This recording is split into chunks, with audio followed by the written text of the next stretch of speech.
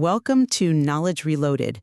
What if the chaotic, overwhelming stress we spend our whole lives trying to escape is actually the exact doorway to the peace we're looking for? I mean, that sounds completely backward, right? Right.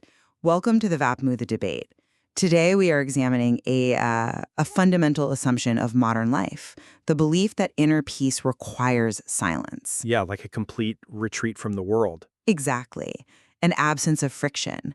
We operate on this perpetual autopilot of distraction, desperately believing that peace is a destination we can only reach once life finally slows down. But, life isn't slowing down. No, it's really not. So we are going to explore this through two foundational texts that approach the exact same problem from wildly different eras and paradigms. On my side, I am drawing from the 17th century spiritual classic, The Practice of the Presence of God, by Brother Lawrence.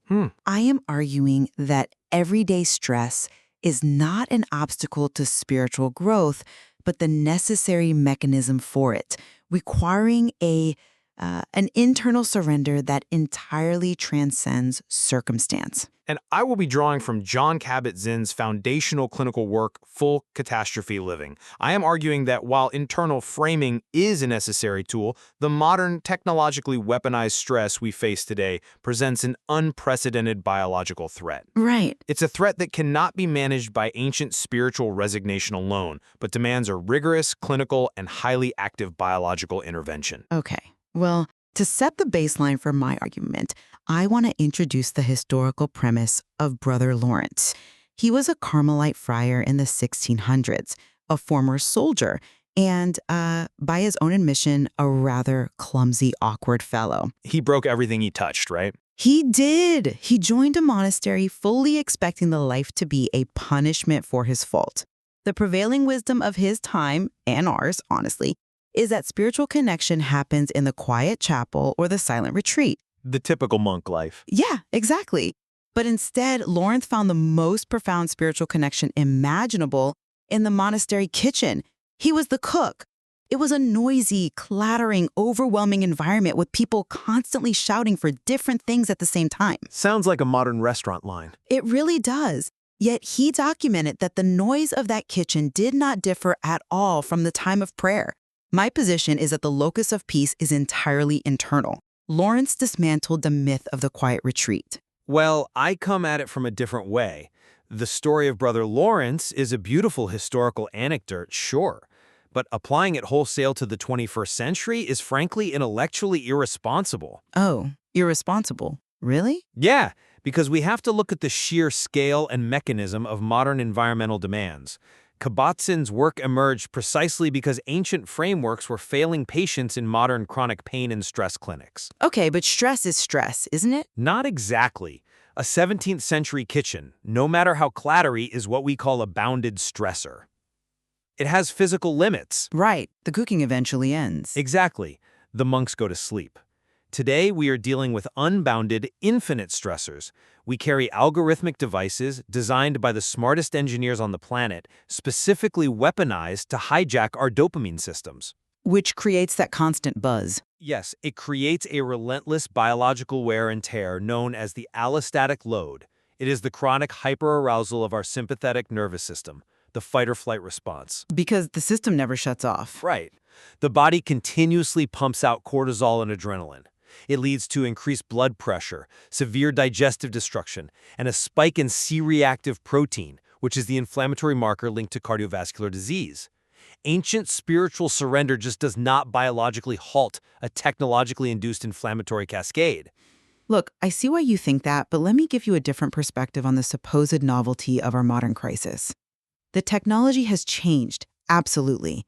But the human cognitive architecture, the baseline machinery of meaning-making and threat detection, has not changed at all. I mean, biologically, sure. So, to understand why Lawrence's framework supersedes the biological cascade you are talking about, we have to look at how he anchored his cognition. When he was 18 years old, long before the monastery, he looked at a barren, stripped winter tree. Wait, a winter tree? Yeah, just a bare tree. And in that moment, he realized that despite its dead appearance, it would eventually bloom and bear fruit again. This incredibly simple realization of a deeper, lawful rhythm, what he called providence, permanently detached him from the world's superficial chaos. By just noticing a tree? It was a fundamental alteration of his cognitive schema. When you truly believe that all circumstances are part of a divine purposeful rhythm, the brain's threat detection center, the amygdala, doesn't fire in the same way. The scale of the algorithmic chaos doesn't matter because his anchor wasn't tied to the external inputs at all. That's a compelling argument, but have you considered that modern individuals are biologically restricted from even accessing that kind of cognitive schema? What do you mean, restricted? Well, you mentioned the amygdala. Let's dig into how that actually functions in our current environment. Kabat-Zinn points out that our digital age traps us entirely in what he calls clock time. Everything is urgent, measured, and constantly evaluated. Yeah, we are obsessed with time. Right, and when the amygdala is constantly stimulated by notifications, emails, and a relentless news cycle, it actively suppresses the prefrontal cortex. That is the exact part of the brain responsible for philosophical contemplation, meaning-making, and, noticing winter trees. So you're saying we literally can't philosophize under modern stress? Exactly. You cannot philosophize your way out of a physiological hijack. Kabat-Zinn argues that true peace requires a deliberate clinical practice of stepping out of clock time and into the timelessness of the present moment. But isn't that just another technique? It's a systemic physiological intervention. You have to essentially reboot the nervous system before any higher-level spiritual framing could even occur. I'm just not convinced by that line of reasoning. It treats the human being as a purely mechanical organism that is at the total mercy of its environment until a clinical intervention saves it. Well, we are biological organisms. We are, but the core of my argument is that we must redefine the catastrophe itself. If we cannot escape the noise, the digital alerts, or the physical pain, the answer isn't to clinically treat the stress so we can finally relax. We have to change our definition of what the catastrophe is. By doing what? By transforming the stressor into the medium of growth. Lawrence modeled this brilliantly. When he was sent to Burgundy to buy wine for the monastery, it was an incredibly unwelcome task. He had a bad leg, he was lame. Oh, I remember this. Yeah, he literally had to roll himself over the heavy wine casks just to maneuver around them. He didn't practice a clinical technique to lower his heart rate so he could tolerate the casks. No? No. He viewed his physical sickness and his pain as a direct opportunity to practice love. He completely stripped away the bitterness of the catastrophe by embracing the friction as the exact material of a spiritual life. I'm sorry, but I just don't buy that. Let me tell you why this makes me profoundly uneasy, especially for a modern audience. Uneasy how? Because does accepting the catastrophe just mean passive resignation? If you were in a toxic workplace, an abusive system, or suffering from severe systemic burnout, does this philosophy just tell you to roll over the casks? To embrace the friction and accept your misery as a spiritual gift. That borders on psychological self-harm. It removes all systemic accountability. But that is a fundamental mischaracterization of spiritual surrender. Is it? Kabat-Zinn's concept of full catastrophe living acknowledges the messiness of human existence, but it absolutely rejects passive resignation. Acceptance in a clinical mindfulness context is fundamentally different from giving up. And acceptance in Lawrence's framework is not passive resignation either. It is the absolute prerequisite for intelligent, grounded action. How so? Because if you do not fully accept the reality of the present moment, if you spend your energy wishing the wine casks weren't heavy or wishing the monastery kitchen was quiet, you are wasting your cognitive resources arguing with reality. Lawrence's surrender was highly active. But the how matters deeply here, and that is where the clinical framework provides necessary precision. Let me explain the mechanics of how acceptance works in Kabat-Zinn's paradigm. Go ahead. He uses the specific analogy he borrows from the martial art of Aikido. In Aikido, if someone attacks you, you don't just passively accept a punch to the face as a spiritual gift. Right. Obviously not. And you also don't aggressively fight back in a blind panic.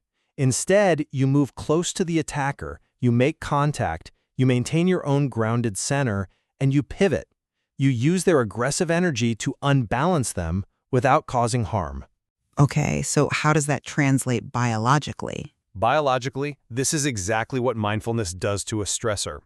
When a massive stressor hits, your sympathetic nervous system screams at you to either fight it or run away. The old fight or flight. Yeah, but by stepping into the stressor, by turning your attention directly toward the anxiety or the physical pain rather than fleeing it, you activate the parasympathetic nervous system. This applies the physiological brake. Interesting. It interrupts the hypothalamic, pituitary, adrenal axis, stopping the release of cortisol. It is a highly active, creative biological response that gives you leverage over the stressor. Look, I appreciate the biological mechanics of the Aikido analogy. It's elegant. But understanding that we must step into the stress is only the beginning. The real debate is how we practically execute this moment to moment when the mind is actively racing. Right, the practical application. And this is exactly where Lawrence's ancient method proves its enduring superiority, precisely because it is simpler than the modern hyper-intellectualized clinical approaches. Simpler doesn't always mean better. In this case, it does. Lawrence completely rejected what he called a multiplicity of words. He abandoned complex set prayers, rigid devotions, and intricate mental exercises. He realized that adding more cognitive tasks to an already overwhelmed mind just causes it to wander further. So what did he actually do? His mechanism was simple attention. He found spiritual joy in doing the most mundane tasks, even picking up a single straw from the ground, purely out of love, without any selfish motives. The physical action was irrelevant. The quality of attention brought to the action was everything. Well, I agree that the quality of attention is the crucial metric, but I strongly disagree that Lawrence's motivation of pure love translates practically for a modern person suffering from severe burnout. Why wouldn't it? Because of our modern context. This is where Kabat-Zinn's concept of non-doing provides a much more viable mechanism. In our society, we treat absolutely everything as a task to be achieved. We optimize our sleep, we track our macros, we schedule our leisure. That is sadly true. If we tell a modern burnt-out worker to pick up a straw out of pure spiritual love, they will simply turn spiritual love into another key performance indicator they are failing at. I see your point, but Mindfulness, as Kabat-Zinn frames it, is the only human endeavor where you aren't trying to get anywhere else. It is pure non-doing. You aren't trying to generate a feeling of love, you are just observing the reality of the moment without judgment. But observing without a philosophical or spiritual anchor leaves you adrift in a sea of meaningless data. The non-doing you describe often just devolves into clinical detachment. Not at all. Let me give you a brilliantly practical modern exercise Kabat-Zinn uses to illustrate how active this non-doing really is. Okay. Instead of just doing a traditional meditation where you notice your breath, he suggests noticing how many times your mind automatically secretes the thought to check your email or your social media. Secretes the thought? Like a biological function? Yes, I use that phrase deliberately, secreting a thought. It operates exactly like a salivary gland secreting saliva. The smartphone is engineered to trigger a dopaminergic expectation in the brain. So it's an automatic reflex. Exactly. You watch your own mind manufacture the urge. You feel the physical addiction, that pull in your chest. By bringing simple attention to that biological urge without acting on it, you insert a wedge of awareness between the stimulus and the response. You don't fight it. Right. You don't fight the urge, which would just create more stress. You observe it, and in that observation, the dopaminergic loop is starved of its behavioral reward, and the urge naturally dissipates. That's an interesting point, though I would frame the danger of modern mindfulness quite differently. Both of these sources issue a fascinating shared warning, but Kabat-Zinn's framework is highly susceptible to the exact trap he warns against. Which trap is that? That human beings absolutely love to turn the cure into another disease. Brother Lawrence explicitly warned against people who stick in penances. They get so caught up in the rigid mechanical rules of their devotions that they completely miss the point, which is profound presence.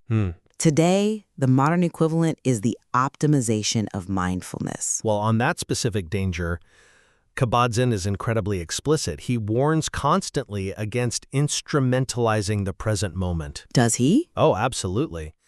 In clinical settings, patients constantly say, I meditated for 20 minutes. Why isn't my blood pressure down? Why am I still anxious?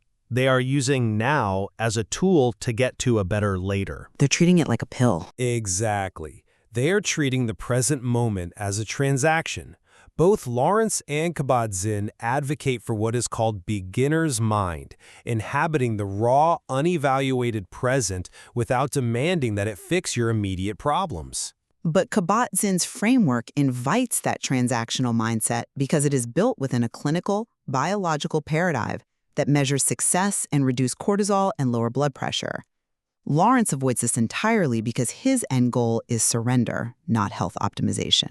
I don't think it's fair to say it just invites transaction, but And this brings us to a massive escalation of this concept.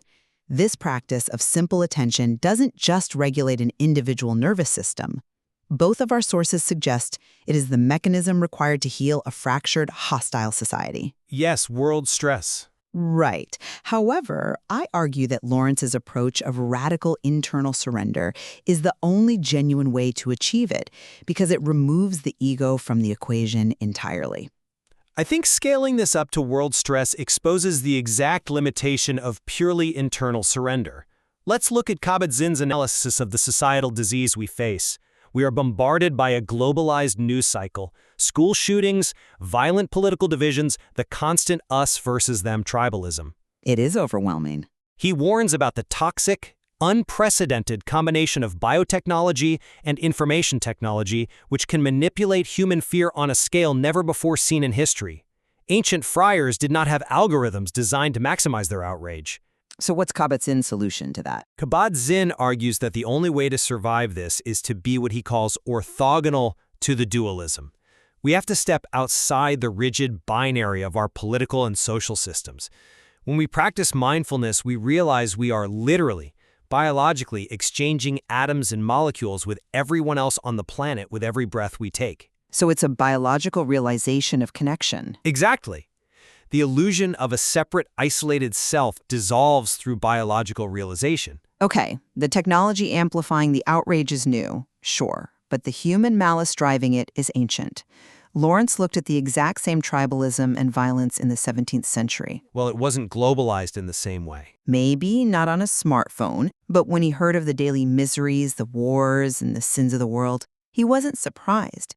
He deeply understood human nature. He simply prayed and fully trusted in a higher power without letting the world's darkness destroy his inner peace. So he just tuned it out? No, he didn't isolate himself in ignorance. He faced a reality of human cruelty, but remained internally anchored.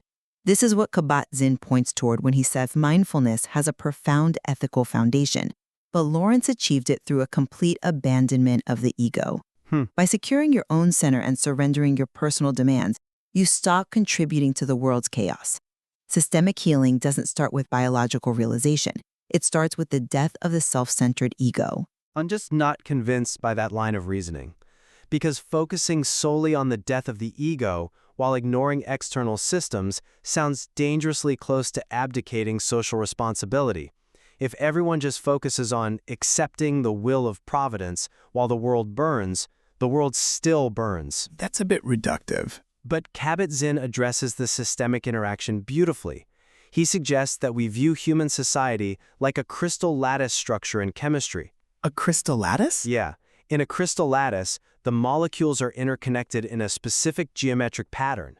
If you change the orientation of just one molecule, the stress and tension distribute differently, and the structural integrity of the entire lattice shifts. Okay, I follow the metaphor. By doing the rigorous clinical internal work of mindfulness, you are not escaping the world. You are fundamentally altering the body politic. You are injecting wisdom and equanimity into a system paralyzed by fear and greed. But you have to remain engaged with the external reality. But Lawrence remained deeply engaged with his reality. He spent his entire life serving others in a chaotic kitchen. He described himself as a poor criminal at the feet of his judge, but through his practice of presence, he realized he was a favorite child eating at the table of his king. That is a beautiful way to frame it. He abandoned the me-me preference by surrendering his entire will to the present moment. Whether you rely on a neuroscientific model of a crystal lattice, or a Carmelite friar continually seeking union with the divine, the inescapable reality is that the stress, the noisy kitchen, the physical pain, and the buzzing device are not obstacles. Right. They are the exact raw materials required to forge meaning. I agree they are the materials, but the challenge remains whether modern people have the capacity to engage those raw materials without structural support. It is incredibly easy to philosophize about letting go of the ego. Sure, it's never easy in practice. It is entirely different to be sitting in an oncology ward or dealing with chronic, debilitating pain and choosing in that exact moment to pay clinical attention to the sensation rather than dissociating.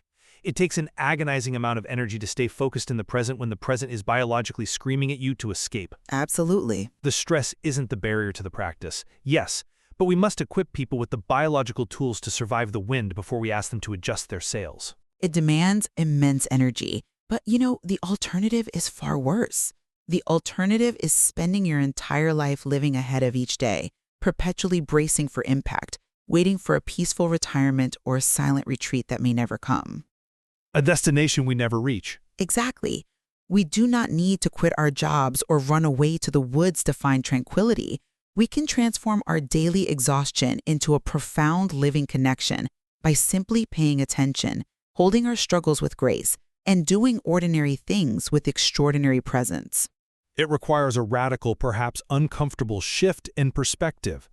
To stop fighting the catastrophe, to recognize the biological mechanisms trapping us in perpetual anxiety, and to start living fully and observantly within the chaos. Which brings us to the end of our discussion today. We have examined whether the overwhelming stress of modern life can be resolved through ancient spiritual surrender, or if it requires rigorous modern clinical intervention. And while we fundamentally disagree on the primary mechanism, whether the ultimate anchor is metaphysical or physiological, we've mapped the intricate relationship between human attention and human suffering. The tension between managing our biology and surrendering our ego remains an open question for every individual navigating the noise. So what is one thing this show made you question, rethink, or notice differently? Drop your thoughts in the comments. If this discussion changed the way you see the world, then the knowledge has reloaded. See you next time.